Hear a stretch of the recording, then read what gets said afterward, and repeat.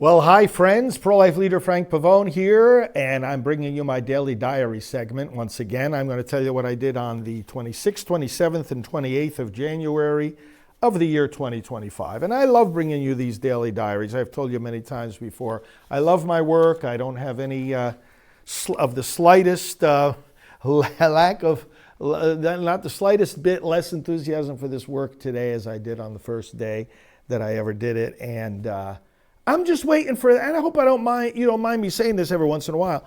I'm just waiting for my critics to give me their daily diary, because I'm convinced that many of them are critics only because they don't have anything to do. They sit around all day looking for their own interests, and they don't have anything to do. And so they have to take the very, very unhappy path of attacking people like me and you and other great leaders. And I want to know what they do. I want to know what they do all day.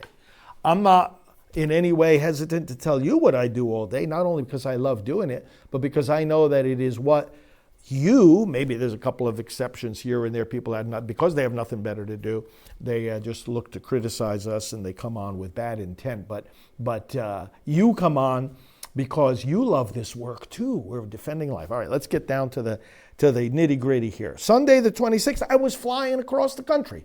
26th of January is the day I flew back from San Francisco, so I got up nice and early in the morning, about 5 o'clock, I guess.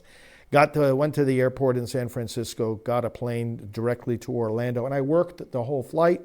I had lots of work to do on my laptop. I was looking at a few communications with St. Gianna Mola's daughter, for example, via email, and I invite her to next year's Walk for Life West Coast that had been the day before on the 25th, as I told you in the previous Daily Diary update.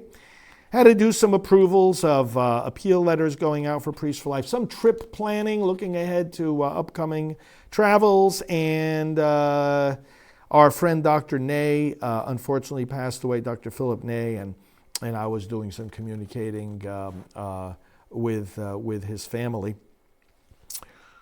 So very full day of work there on the plane. Got back right around dinner time, got picked up by one of our faithful volunteers, came back to the office, and I'm always energetic, even though it was an exhausting trip, the inauguration of March for Life, the Walk for Life West Coast.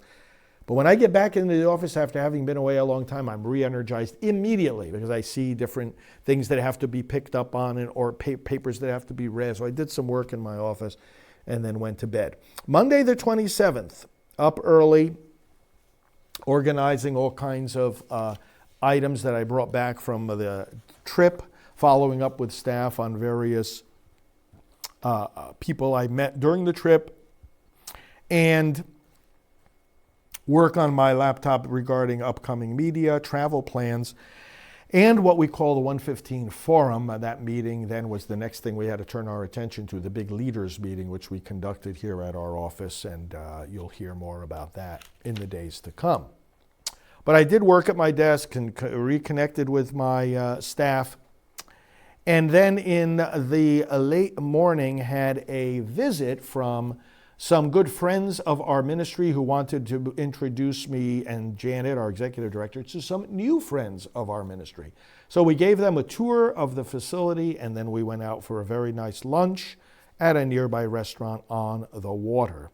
So we did that, spent some hours with them, came back, jumped right back into work here at my desk and with my staff for the rest of the afternoon.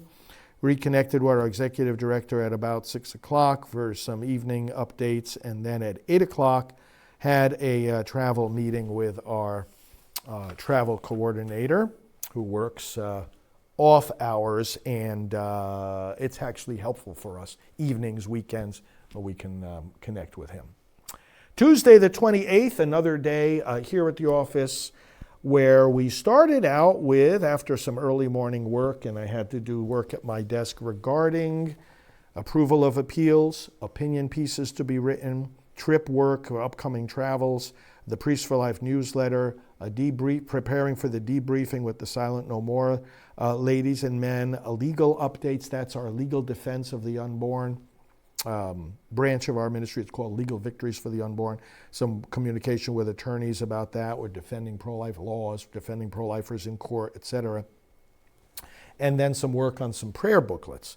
So I did some of that desk work in the morning, some of it throughout the course of the day. But at 8 o'clock, I had a prayer call.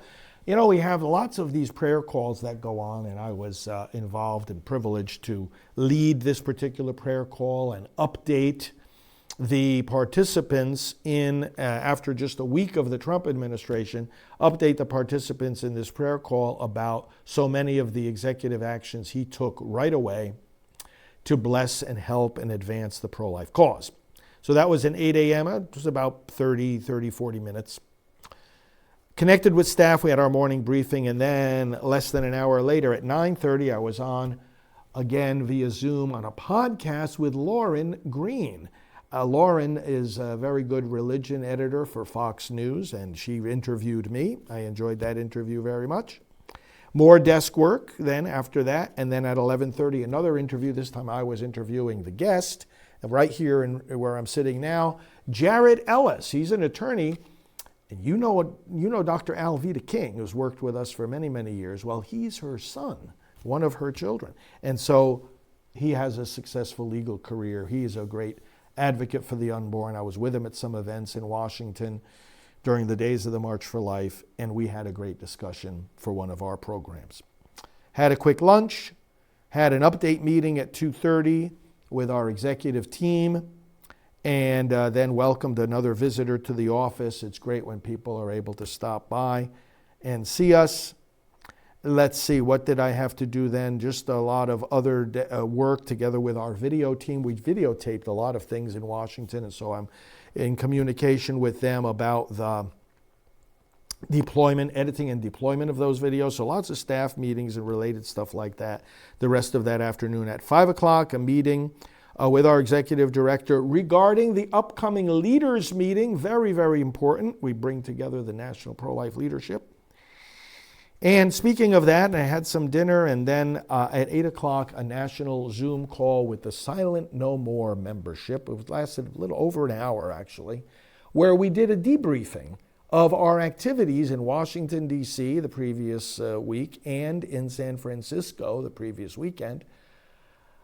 In the gatherings, which is the Silent No More, people who have had abortions, have found healing, want to share their stories. They come together at the steps of the Supreme Court in Washington and at the Civic Center Plaza in San Francisco, in conjunction with those two gigantic marches, to give the marchers a sense of those testimonies and the opportunity to share those testimonies with others.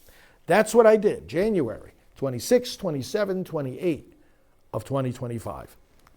I pray that your activities are not only fruitful for the pro-life cause and for the other goals you have, but that you have as much joy in doing yours as I do in mine. Thanks for joining me for these segments. We'll talk to you soon.